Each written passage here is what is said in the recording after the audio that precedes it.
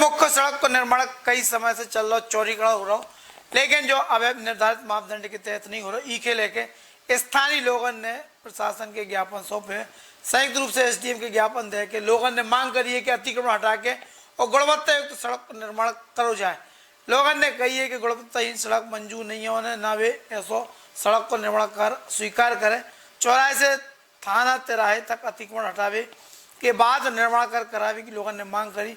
जौन काम पीडब्ल्यूडी से 2018 में प्रस्तावित भाव तो वही प्रस्ताव के अनुरूप सड़क की लंबाई चौड़ाई, सड़क की गुणवत्ता, डिवाइडर सहित पानी निकासी के लिए दोनों तरफ नाली, चौराहे के नाले को पक्का निर्माण करो जाए, तभी सतह की सड़क निर्माण करने को उद्देश्य सार्थक हुई है। ई ज्ञापन में पथरिया के डॉक्टर पुनीत पटेल, राजेश पटेल, गजेंद्र पटेल, केशव राठौर, भरत श्रीवास्तव, शारदा पटेल, कन्हैयालाल विश्वकर्मा, संदीप पटेल, मनीष कुर्मी, हिमांशु खटीक, सत्यम मिश्रा, बाबू खान राम, किशन कुर्मी, सेतु रेखवार, रोहित जैन, गगन सेन, पीपी पौराणिक, राजू सेन, पप्पू तिवारी, अक्षय पटेल, पप्पू खान, सलीम खान, मनोज पटेल, महेंद्र पटेल, अयूब खान, अमजद खान, शिवेंद्र अहिरवाल, हिमांशु सोनी सहित बड़ी संख्या में विश्व हिंदू परिषद बजरंग दल किसान संगठन के लोग मौजूद थे। 16 तरह के लोगों ने कहा कही को लेके आज नगर वासियों ने ज्ञापन दिया है, क्या है ये मामला? संजय चौराहे से थाना रोड पर अपना सड़क का काम चल रहा है। पीडब्ल्यूडी द्वारा सड़क निर्माण कार्य किया जा रहा है, जिस पे अभी आप लोगों ने ज्ञापन दिया है कि इस पर अतिक्रमण है। तो जो संबंधित विभाग है, तहसीलदार साहब हैं, सीएमओ साहब हैं, इसके माध्यम से जैसा लेआउट होगा और जो भी अतिक्रमण होगा उस पर अतिक्रमण पर भी कार्यवाही की जाएगी। लेआउट के अनुसार अपन इसका गुणवत्तापूर्ण सड़क का निर्माण कराएंगे।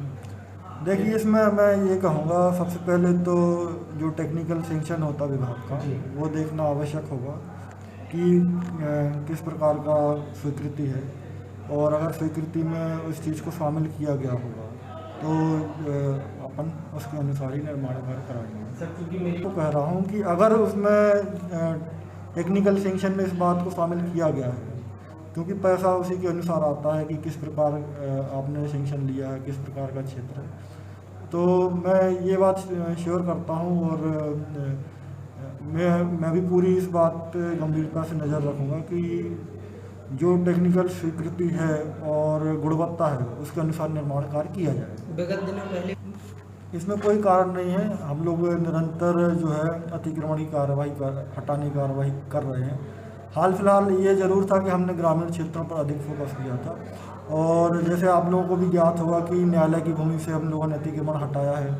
अब ये जो हम लोगों का नेक्स्ट टारगेट बोल सकते हैं इसको, तो शहरी क्षेत्र में भी जैसे भी अतिक्रमण होगा उसको भी अपन हटाने की कार्यवाही करेंगे। लोगों ने ज्ञापन दिया, बिल्कुल निकलेगा, सभी बिंदुओं पर विचार किया जाएगा, और जो प्रशासनिक तौर पर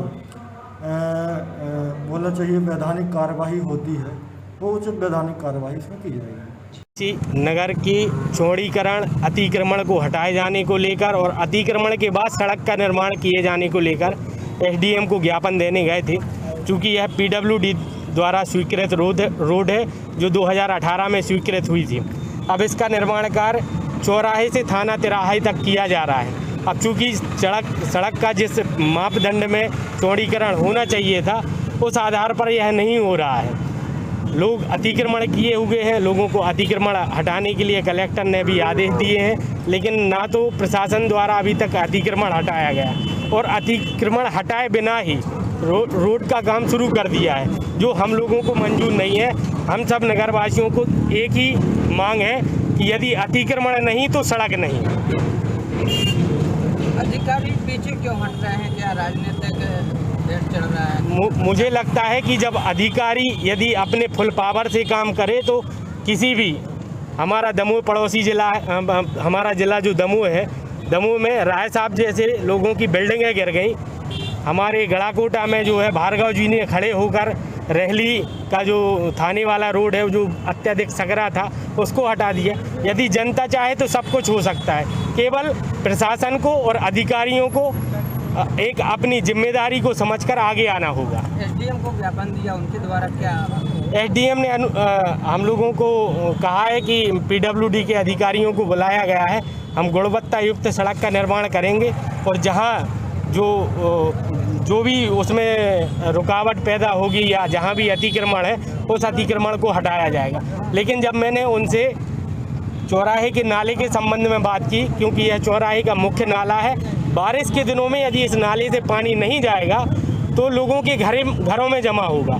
तो उन्होंने कहा है कि इस पूरे मामले को दिखवाते हैं और यदि ज़रूरत लगी तो पुनः DPR बनकर संशोधित होकर उसका सही निर्माण किया जाएगा।